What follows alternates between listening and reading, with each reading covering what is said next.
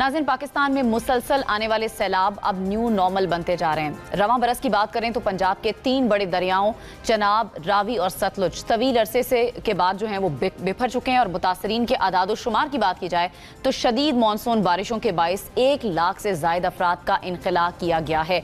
पाकिस्तान में जून के आखिर से अब तक जाँ बहक अफराद की तादाद 819 तक जा पहुंची है और इसके अलावा बड़ी तादाद लाइव स्टॉक का नुकसान भी हो चुका है। इसके अलावा खड़ी फसलें वो बर्बाद हो चुकी हैं, दरिया बुर्द हो चुकी हैं और अब तक तकरीबन 1400 से जायद गांव ज़ेरे आब आ चुके हैं। चेयरमैन NDMA जिनकी जानिब से ये खबरदार किया गया कि आइंदा साल मानसून की शिद्दत पहले से ज्यादा होगी, 22% से ज्यादा होने का बारिशों का तवक्को जाहिर की जा रही है। जैसा कि सैलाबी सूरत हाल बता भी रही है, सियालकोट में सिर्फ 24 घंटों में 360 मिलीमीटर से ज्यादा बारिश रिकॉर्ड की गई, जो पिछले 49 बरसों का सबसे ज्यादा रिकॉर्ड है, सबसे ज्यादा बरसने वाली बारिश है।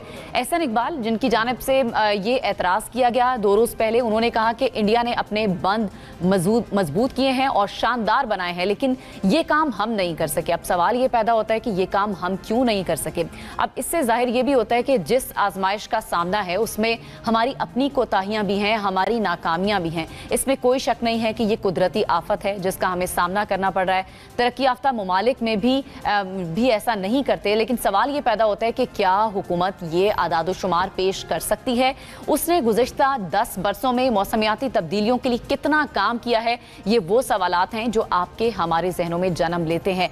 कितने फंड्स इस्तेमाल किए जाते हैं और क्या कोई शॉर्ट टर्म, मिड टर्म और लॉन्ग टर्म मंसूबे बनाए गए हैं? हमारे लोग कभी पानी की कमी का रोना रोते हैं और कभी हम पानी में डूब जाते हैं, पानी आने का हम शिकवा करते हैं। तो क्या हम इजाफी पानी रिचार्ज कर सकते हैं? क्या हमारे पास इतनी कैपेसिटी है कि इस पानी को हम स्टोरेज उसकी बना सकें, स्टोर कर सकें? क्या हम इंफ्रास्ट्रक्चर को बेहतर कर सकते हैं? ये भी अहम सवाल है कि क्या हमारी कैपेबिलिटी है या फिर नीयतों का मसला है? ये वो अहम सवालात हैं जिनके जवाब हम तलाश करने की कोशिश करेंगे अपनी इस ट्रांसमिशन में। और इस ट्रांसमिशन में एक रिपोर्ट को भी हमने हिस्सा बनाना है दरियाओं के हवाले से। क्या दरियाओं के इकोलॉजी से मुतालिक क्या तफसीलात होती हैं, ये हमें रिपोर्ट करेंगे हुनैन अमीन, उनकी रिपोर्ट से जान लेते हैं। तसव्वुर करें कि एक शख्स इतवार की सुबह घर से निकलता है और एक चौड़ी सी शाहराह पर पहुंचता है और वो समझता है कि इस शाहराह ने तो ज़मीन को बहुत ज़्यादा ज़ाया किया हुआ है, तो क्यों ना मैं यहाँ पे अपनी दुकान या घर तामीर कर लूँ।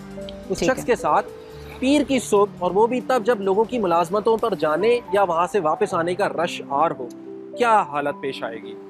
इसी तरह आप समझ लें कि दरियाए सिंध या इंडस रिवर एक बहुत तवील शाहराह है जो कि तिब्बत और गिलगित से लेकर करीब कराची तक का 3000 किलोमीटर का फासला तय करती है। जैसे एक बहुत बड़ी शाहराह में छोटी मोटी गलियां, कुछ सड़कें, कुछ दिगर शाहराहें आकर मिलती हैं जिन्हें ट्रैफिक की जुबान में फीडर रूट्स कहते हैं, इसी तरह उसे दरियाई जुबान में ट्रिब्यूटरीज कहते हैं। मिसाल के तौर पर अटक के मकाम पर दरियाए सिंध में दरियाए काबुल आकर गिरता है और दरियाए काबुल की असल मंजिल दरियाए सिंध है।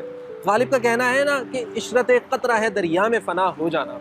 इसी तरह किसी एक छोटी वाटर बॉडी के लिए अपनी बका कायम रखने के लिए ज़रूरी होता है कि वो किसी बड़ी वाटर बॉडी में जम हो जाए। तो दाएं जानिब काबुल का रिवर आता है और बाएं जानिब थोड़ा सा मजीद नीचे अगर आते हैं तो पंजनत के मकाम पर दरियाए चनाब गिरता है। दरियाए चनाब में उससे थोड़ा सा पहले रावी, सतलुज और जहलुम गिरते हैं और इसी तरह काबुल रिवर में थोड़ा सा पहले स्वात रिवर गिरता है। तो आप समझ रहे होंगे कि ये किस तरह से एक रोड्स का नेटवर्क या दरिया का नेटवर्क है जो आगे बढ़कर कश्मीर से या गुड्डू बैराज से सिंध में दाखिल होता है और सखर ठट्टा से होता हुआ वो डेल्टा मतलब बहीरा अरब में जाकर गिरता है, जो कि उसकी आराम करने की जगह है। वो कैसे?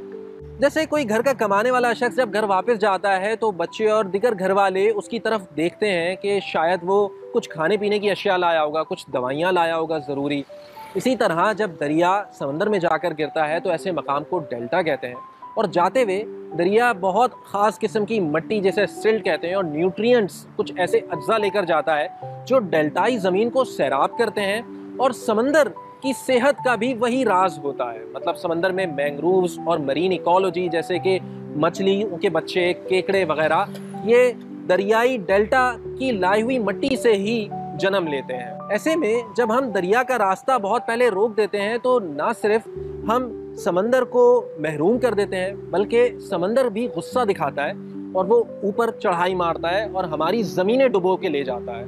اور وہاں کی زمینیں جو ڈیلٹا کے اطراف میں، جیسے ہمارے کیس میں ٹھٹھا، بدین، کراچی ہے، وہ پورا ڈیلٹائی ریجن کہلاتا ہے، یہ تمام زمینیں خراب ہو جاتی ہیں. تو اب سوال اٹھتا یہ ہے کہ کیا ڈیمز بنانے کی ضرورت نہیں ہے پانی کو ذخیرہ کرنے کے لیے؟ پانی کو اگر اس کے کھلے راستوں پر، اس کے آزاد راستوں پر چھوڑ دیا جائے تو وہ زیر زمین پانی کے ذخائر جمع کرتا رہتا ہے، اور جتنی پاکستان کے پاس ڈیمز کی صورت میں پانی ذخیرہ کرنے کی کیپیسٹی ہے، اس سے 100 گنا زیادہ ہمارے واٹر ٹیبلز میں، مطلب زیر زمین ذخیروں میں پانی جمع کرنے کی کیپیسٹی ہے.